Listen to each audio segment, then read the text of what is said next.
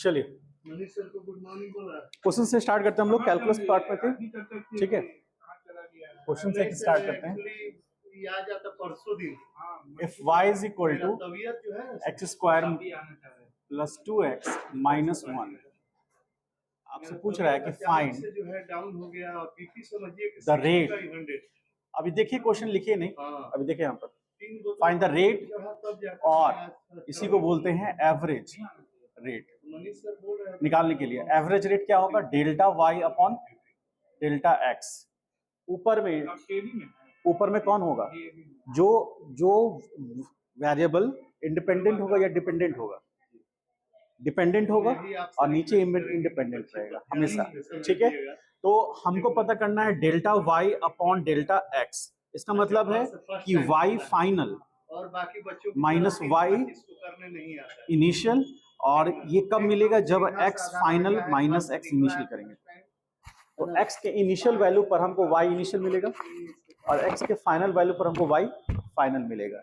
इसी को एक और तरीके से हम लिखते हैं y2 minus y1 by x2 minus x1। मतलब 1 मतलब इनिशियल पॉइंट, इनिशियल वैल्यू जो हम डालेंगे उसको 1 कहेंगे, और 2 जो होगा वो फाइनल वैल्यू डालेंगे। ऑब्वियसली इंडिपेंडेंट वेरिएबल कौन है, x है, डिपेंडेंट वेरिएबल y। क्योंकि इसको हम कैसे लिख सकते हैं, इसको लिख सकते हैं y is function of x, यानी कि x के वैल्यू की चेंज होने से y चेंज करेगा, इसीलिए x इंडिपेंडेंट हो गया और y डिपेंडेंट हो गया। और जब भी हम रेट पता करेंगे तो इंडिपेंडेंट वेरिएबल होगा नीचे डिनोमिनेटर में और डिपेंडेंट वेरिएबल ऊपर होगा, ठीक है। अब हम जब रेट पता कर रहे हैं तो यदि x का वैल्यू इनिशियल वैल्यू कोई डाल रहे हैं, कोई मान लीजिए 1 डाल रहे हैं, तो 1 डाल रहे हैं तो वो x1 कहलाएगा, उससे करस्पॉन्डिंग जो y का वैल्यू मिलेगा उसको हम y1 बोलेंगे, और जो हम फिर फाइनल दूसरा वैल्यू डालेंगे तो उसको x2 कहेंगे, और उससे करस्पॉन्डिंग जो y मिलेगा उसको y2 कहेंगे, ठीक है। और उनका चेंज उनका रेट बता देगा। तो अभी जैसे हमारे पास ये रिलेशन है, इसको हम लोग देखें तो एक टेबल छोटा सा बना सकते हैं, ज्यादा नहीं, 2 ही वैल्यू का एक छोटा सा टेबल बना सकते हैं। जैसे यहां पर x का वैल्यू उसके करस्पॉन्डिंग y मिलेगा, यदि x का वैल्यू 0 है तो y क्या मिलेगा,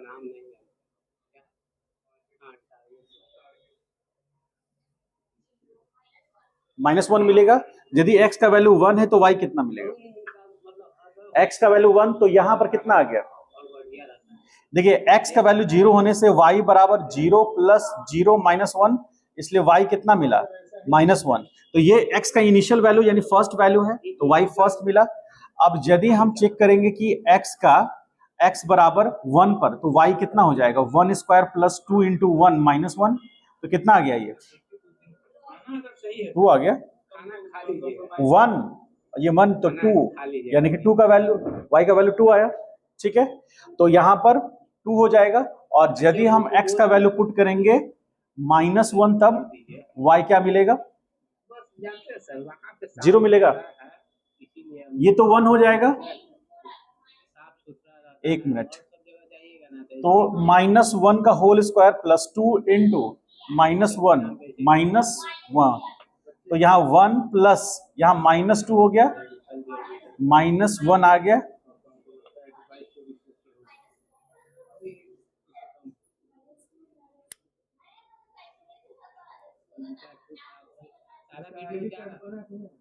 नहीं सर, और कुछ, चलिए ठीक है, सहमत है इससे, इतना आएगा वैल्यू y का। तो यहां पर x2 हो गया, तो y क्या मिलेगा, अगला वैल्यू 2 रख लिए, ठीक है। अब जैसे यहाँ -1 रखे, यहाँ पर हम x का वैल्यू 2 रख रहे हैं, मतलब अब यदि इससे कंपेयर करेंगे तो ये फर्स्ट वैल्यू हो गया, ये सेकंड वैल्यू हो गया, ठीक है। अब आइए इसी का वैल्यू लेके चलते हैं। तो अब हम मान लीजिए ये 2 वैल्यू लेके चले, सिर्फ ये 2 वैल्यू की बात करें हम, तो हम लिखेंगे delta y upon delta x, सिर्फ इस 2 वैल्यू के लिए। तो लिखेंगे y2 minus y1 by x2 minus x1, तो कितना होगा, x1 का वैल्यू कितना है, 0, x1 का वैल्यू 0, तो 0 हो गया, और x2 का वैल्यू कितना है, -1, तो x1 का वैल्यू जब 1 है तो y1 कितना मिला हमको, -1, और जब हम x2 का वैल्यू 1 रखे तो y2 कितना मिला, ऐसा होगा, कहा माइनस माइनस प्लस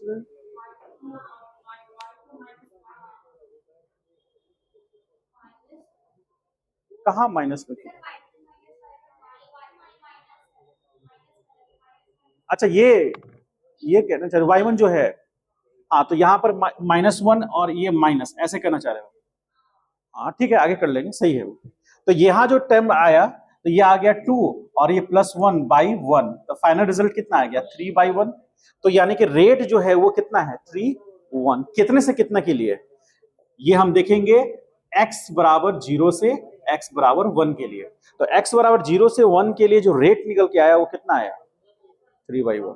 ठीक है, इसी तरह ऐसे हम लोग और क्वेश्चन देखेंगे।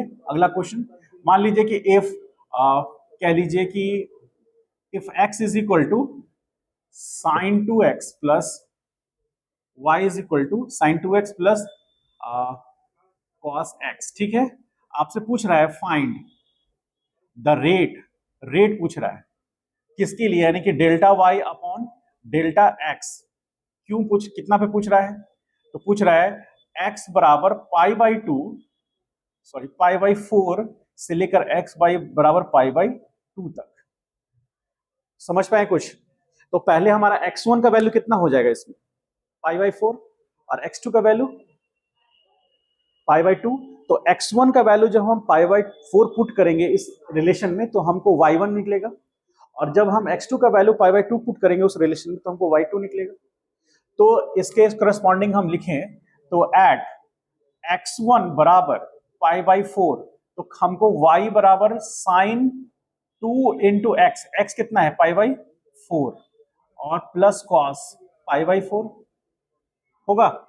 तो हमको ये y1 मिलेगा ना, तो y1 बराबर ये कैंसिल हुआ 2 आया, साइन पाई/2 कितना, साइन पाई/2 मतलब रेडियन में देखा रहा है एंगल, तो पाई/2 मतलब 90, तो साइन 90 का वैल्यू तो 1 हो गया, और प्लस कॉस पाई/4 का वैल्यू 1/√2 आ गया। तो फाइनल वैल्यू √2 प्लस 1/√2, ये y1 का वैल्यू आया। अच्छा, एट x2 बराबर पाई/2 तो हमको y2 मिलेगा, तो यहां साइन 2 इंटू पाई/2 और प्लस कॉस पाई/2। ठीक है, तो यहां पर पुट करेंगे, ये कैंसिल हो गया, साइन पाई का वैल्यू कितना होता है और पाई/2 का वैल्यू, कॉस पाई/2 का वैल्यू 0। तो यहां पर इस टेन में आपको delta y upon delta x नजर आएगा, y2 माइनस y1 और yx2 माइनस x1। तो y2 का वैल्यू 0 और उससे करस्पॉन्डिंग y1 का वैल्यू कितना √2 प्लस 1/√2। उसके बाद x2 का वैल्यू कितना पाई/2 माइनस x1 का वैल्यू कितना पाई/4।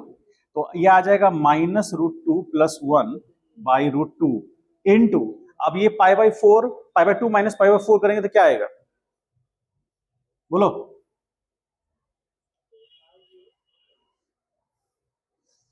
पाई/2 ₹9 में से आप ₹4.5 हटाएंगे तो क्या बचेगा,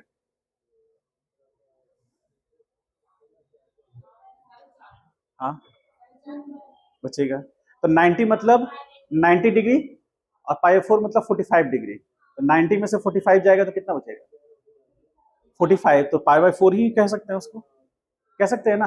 तो ये इतना वैल्यू आ गया। अब फाइनल रिजल्ट यहां क्या हो जाएगा, फाइनल रिजल्ट यहां आ जाएगा -√2 प्लस 1 इंटू 4 डिवीजन में आ जाएगा कितना पाई/2, ये रिजल्ट आएगा।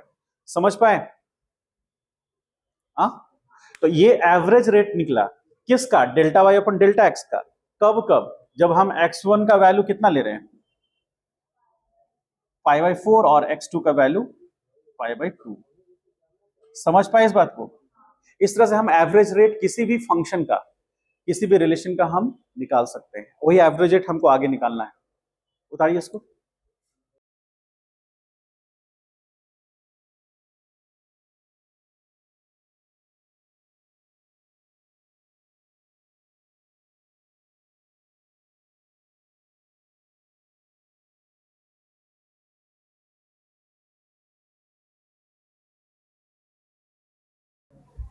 क्वेश्चन कर सकते हैं ये, करिए तो।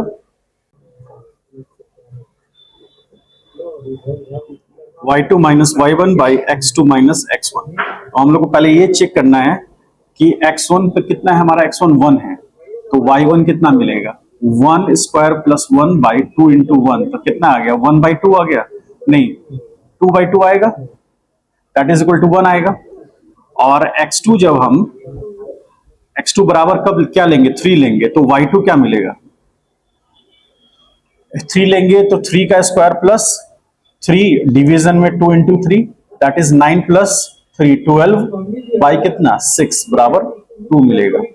तो यहां पर हमको y2 कितना है 2, y1 कितना है 1 और x2 कितना है 3 माइनस 1 होगा, that is equal to 1 by 2 delta y upon delta x। सबका आ रहा है ये, आया? हाँ अच्छा, चलिए अगला क्वेश्चन देखिए, फिर लिख लीजिएगा इसको आराम से। अगला क्वेश्चन कह रहा है कि if suppose z is equal to 3t square minus 2t plus 1 division में 2t, ठीक है। इफ आपको कह रहा है कि ये है रिलेशन और आपको कह रहा है फाइंड पता करने के लिए delta z upon delta t बराबर क्या होगा, for t1 is equal to 1 second और t2 is equal to 2 second. कर सकते हैं, करिए। कितना आ रहा है, 5/4 आ रहा है, देखते हैं। चलिए हमको सबसे पहले ये देखना है कि एट, देखिए यहां सब लोग ध्यान से देखिए, बना लिए तो जितना आप देखिए ध्यान से, t1 का वैल्यू यदि 1 सेकंड ले रहे हैं तो हमको z चाहिए, तो z बराबर कितना हो गया 3 into 1 square minus 2 into 1 plus 1 और डिवाइड में कितना 2 इंटू 1, तो ये आ गया कितना 3 माइनस 2 यानी 1 और प्लस 1 कितना हो गया 2 बाई 2 बराबर 1, ठीक है।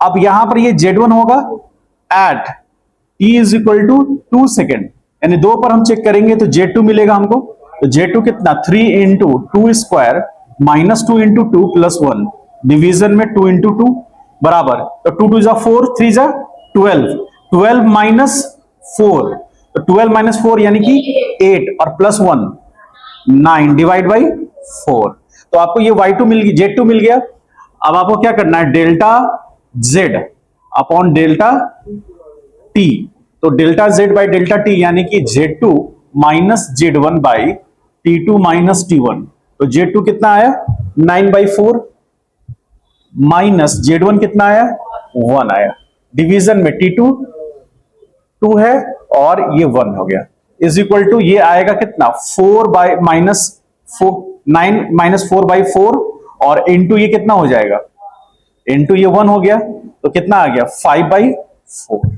ये आ गया delta delta z upon delta t, ठीक है। क्लियर है सबको, लिखना है तो लिख लीजिए, अगला क्वेश्चन दे रहे हैं हम।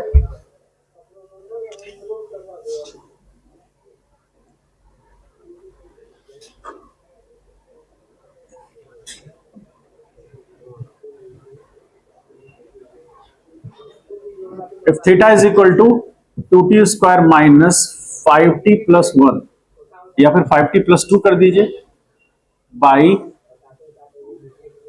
2t स्क्वायर, 5t प्लस 2 है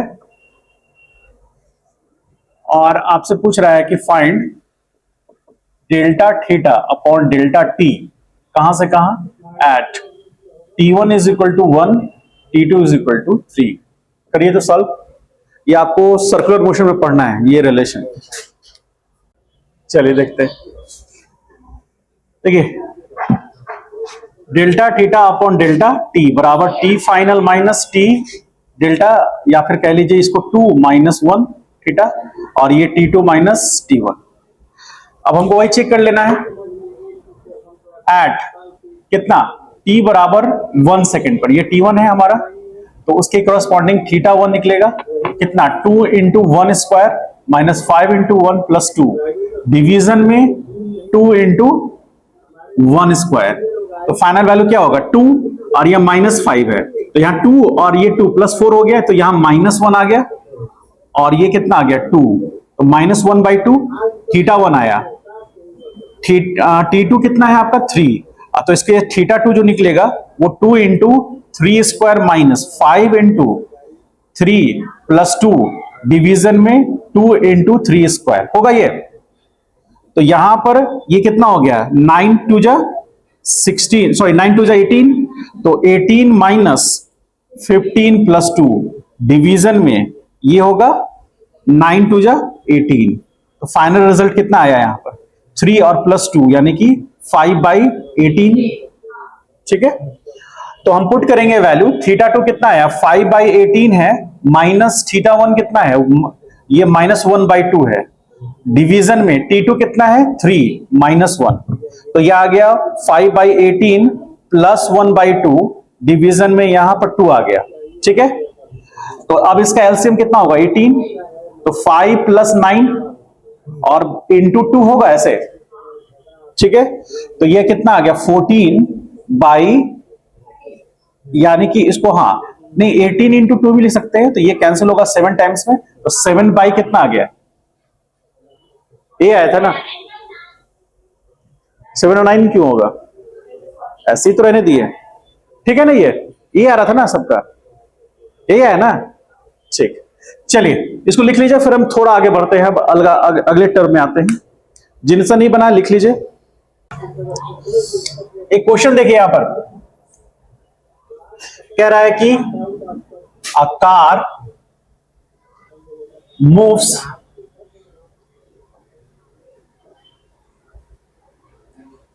कार ट्रैवल कह लीजिए, car is eight position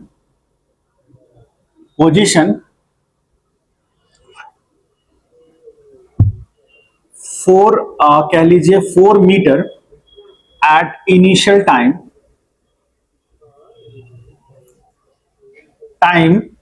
t is equal to 2 second. मतलब एक कार जो है वो इनिशियली, फोकस करो यहां पर, ध्यान दो, यहां पर कार इनिशियली किस पोजीशन पर है 4 मीटर पर है, वो एक पोजीशन है 4 मीटर, ऑरिजिन से 4 मीटर पे है। ठीक है, और उस समय टाइम कितना हुआ 2 सेकेंड। आफ्टर, क्वेश्चन ध्यान से पढ़िएगा, after 6 second the car reached at position 12 meter. Find the average rate of speed. ठीक है, कितना, अच्छा देखते हैं क्वेश्चन, पहले समझे, अभी लिखिएगा नहीं, सिर्फ क्वेश्चन पे ध्यान दीजिएगा। 2 मिनट सुनिए पहले ध्यान से।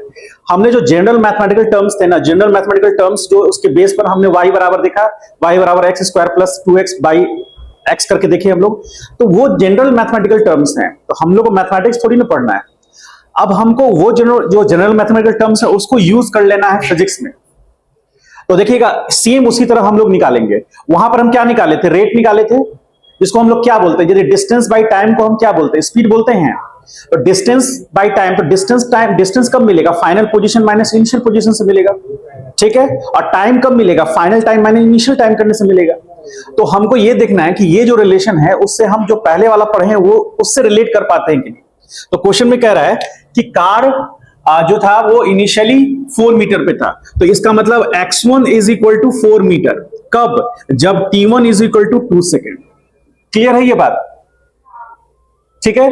ऐसा ही हम लोग अब जस्ट पहले वाले टर्म में किए थे, तो वहां पर हमारा थीटा था, कभी y था, कभी कुछ था, तो यहां पर x1 है और टाइम t1 है। क्या बता सकते हैं दोनों में इंडिपेंडेंट वेरिएबल कौन है,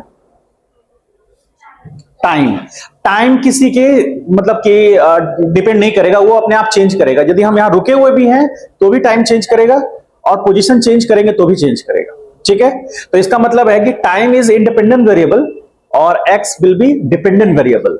ठीक है, आगे हम अगला क्वेश्चंस कराएंगे ना, उसमें रिलेशन बता देंगे। यहाँ रिलेशन नहीं बताया, यहाँ लैंग्वेज दी है आपको। अब देखिए यहां पर क्वेश्चन क्या पिक करने के लिए कह रहा है यहां से, तो इनिशियल पोजीशन उसका 4 मीटर है, टाइम t1 है। आपको ये बता सकता है t2 कितना है? 6 नहीं है, 2 सेकेंड पर वहां था, ठीक है। और आफ्टर 6 सेकेंड यानी 2 सेकेंड के बाद, मतलब 2 सेकेंड पे वहां था, उसके बाद 6 सेकेंड बीता। क्वेश्चन नहीं समझे? मतलब 2 सेकेंड पे वो 4 मीटर पे था, उसके 6 सेकेंड के बाद वो कहां पहुंच गया? तो इसलिए T2 जो होगा T1 + 6 होगा, होगा होगा। तो क्या आप कह सकते हैं T2 - T1 = 6 सेकेंड होगा?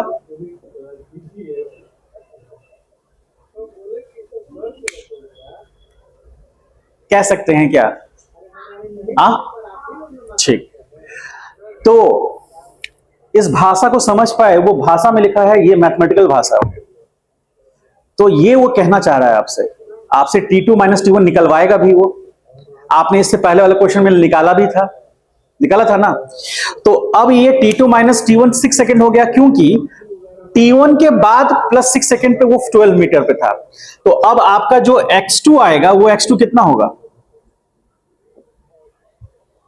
ठीक।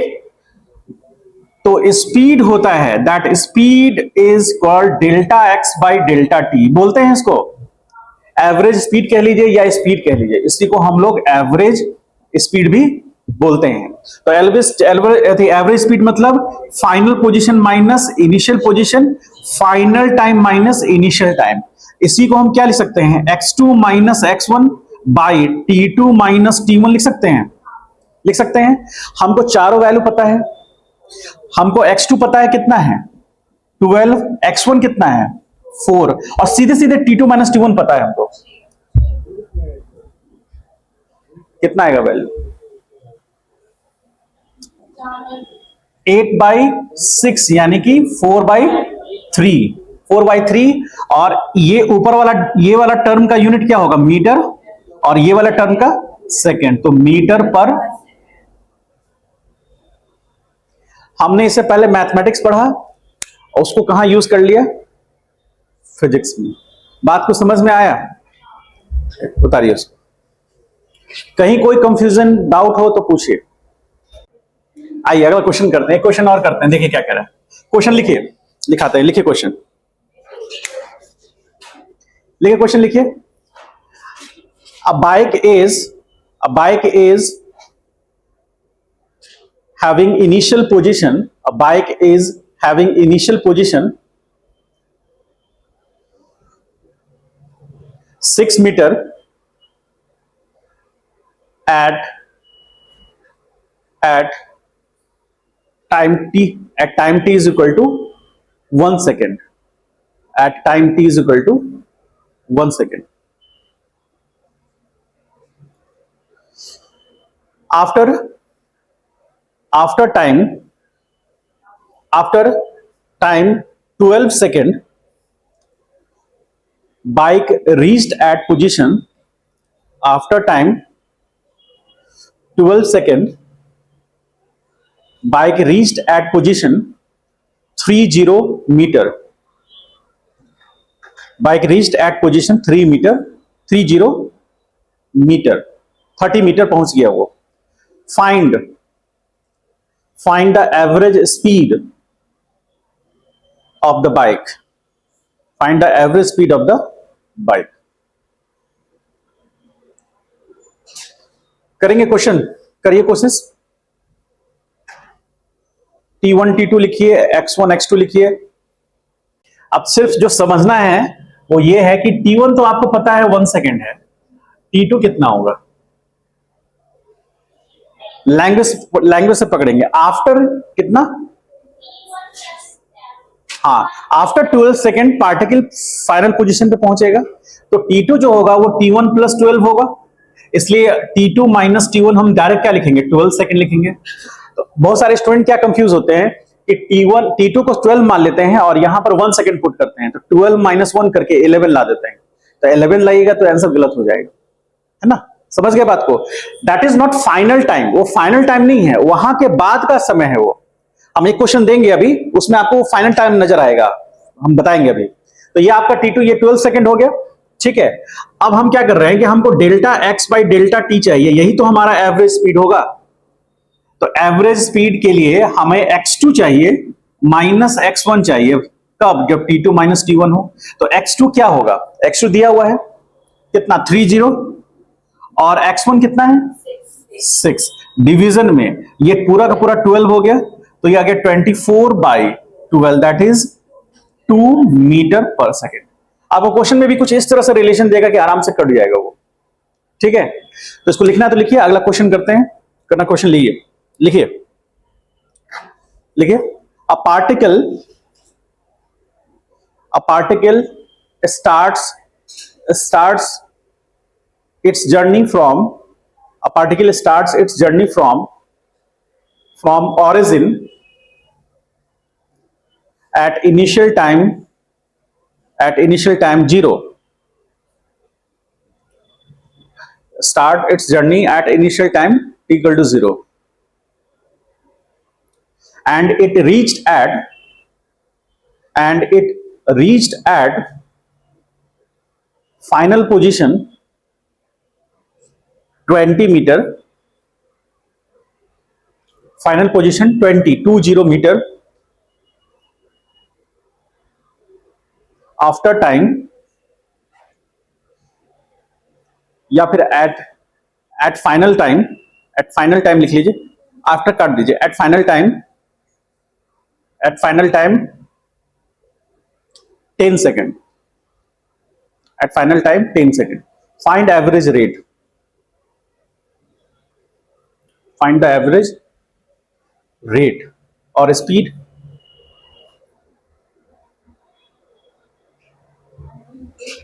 रेट, एवरेज रेट मतलब स्पीड ही हो गया एक तरह से, वो delta y upon delta x करते हैं ना, तो यहाँ डेल्टा एक्स बाई अपना डेल्टा टी हो जाएगा, इसी को एवरेज स्पीड भी बोलते हैं, या रेट बोल लीजिए। ये रेट नहीं है, रेट तो है ही है, कितना? 2 मीटर पर सेकेंड फिर आ रहा है, क्या बनाने का भी जरूरत नहीं था। इनिशियल यानी T1 कितना था? 0, T2 कितना? 10, और इनिशियल पोजीशन ओरिजिन था तो 0 था x1, और फाइनल हो गया 20। अब इसी में थोड़ा सा आपको चेंज क्या करेगा कि लिख देगा कि उसका एवरेज स्पीड जो है वो 2 मीटर पर सेकेंड है। फाइंड द फाइनल पोजीशन या फाइंड द फाइनल टाइम। अगला क्वेश्चन दीजिए, लिखिए, हम बताते हैं। लिखिए क्वेश्चन, लिखिए a particle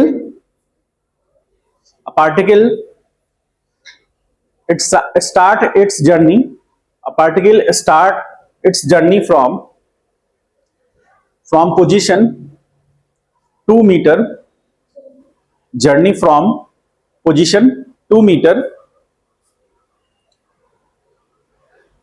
where initial time is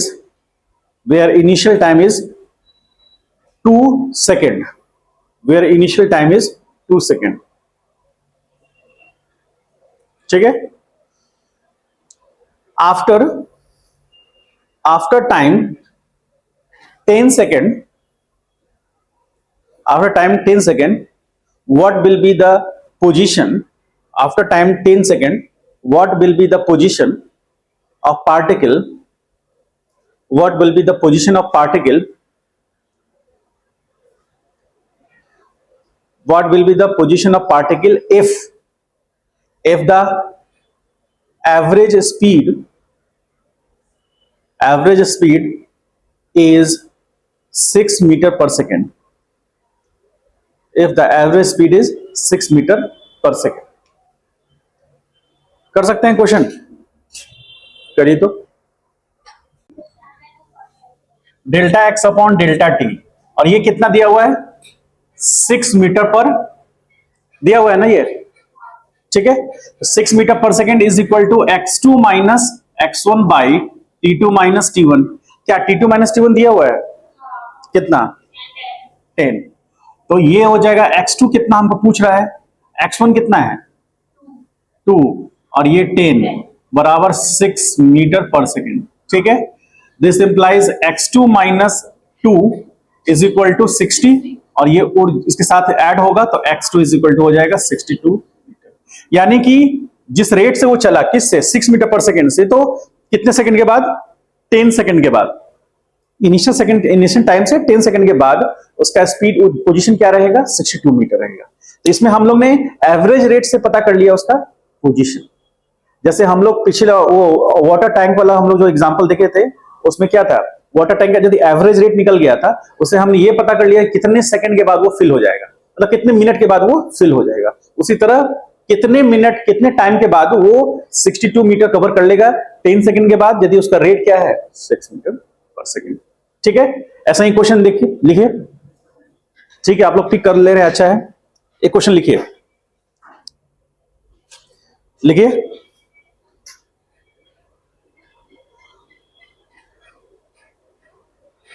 क्या चीज आवाज कर रहे हैं? बेंच आवाज कर रहे हैं क्या? अच्छा, चलिए लिखिए क्वेश्चन। लिखिए कि अ साइकिल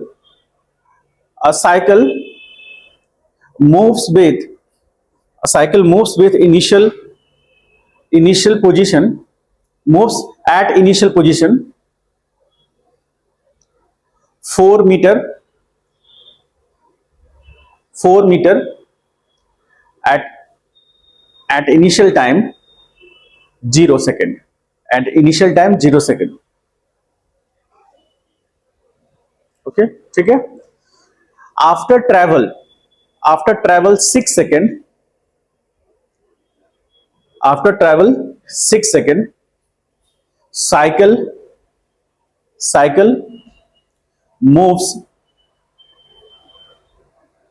moves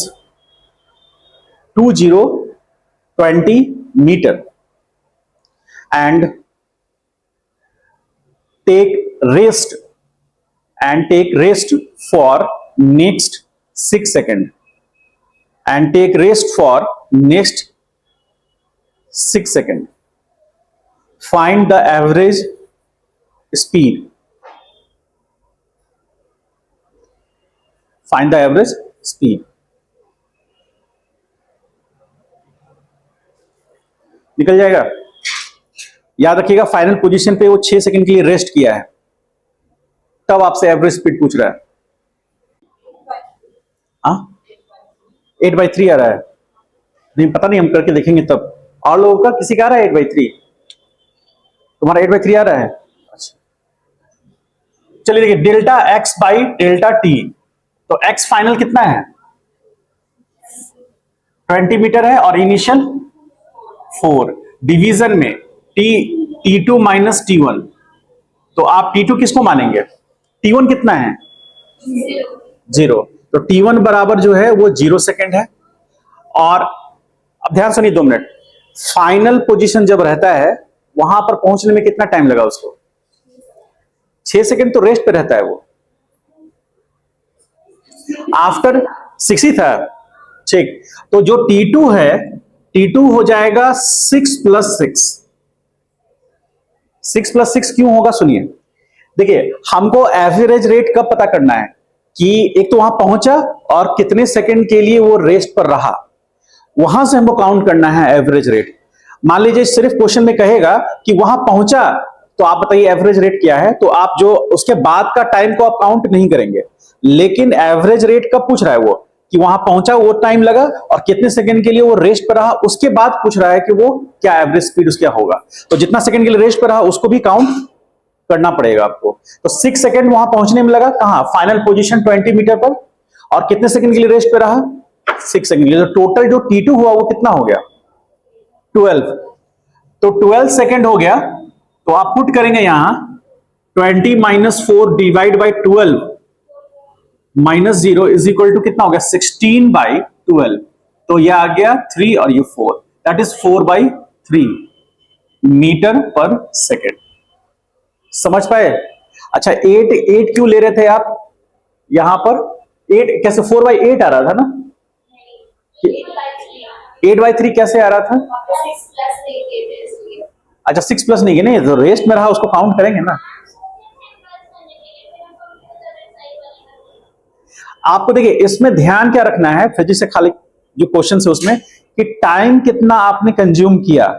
यदि आप मान लीजिए कि 4 मीटर चले 10 सेकंड में, उसके बाद आप 10 सेकंड के लिए रेस्ट पे रहे, तो वो 10 सेकंड भी ऐड होगा एवरेज स्पीड निकालने के लिए।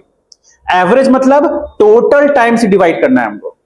टोटल डिस्टेंस जो कैसे मिलेगा, फाइनल माइनस इनिशियल पोजीशन से मिलेगा, और टोटल टाइम उसको कवर करने में कितना समय लगा, वहां रुकने में भी जो समय लगा उसको भी काउंट करना है। और यदि सिर्फ कहा कि वहां पर पहुंचा और आप बताइए एवरेज स्पीड क्या है, तो रुकने का टाइम नहीं लेंगे फिर हम। समझ गए इस बात को? ठीक है, तो इसको ठीक कर लीजिए और एक होमवर्क देते हैं क्वेश्चन घर के लिए। क्या बोले? हाँ, तो अभी नहीं कर रहे हैं, होमवर्क दे रहे हैं। क्या भूख लगा है ना? ठीक है, तो अभी नहीं कर रहे हैं, हो गया।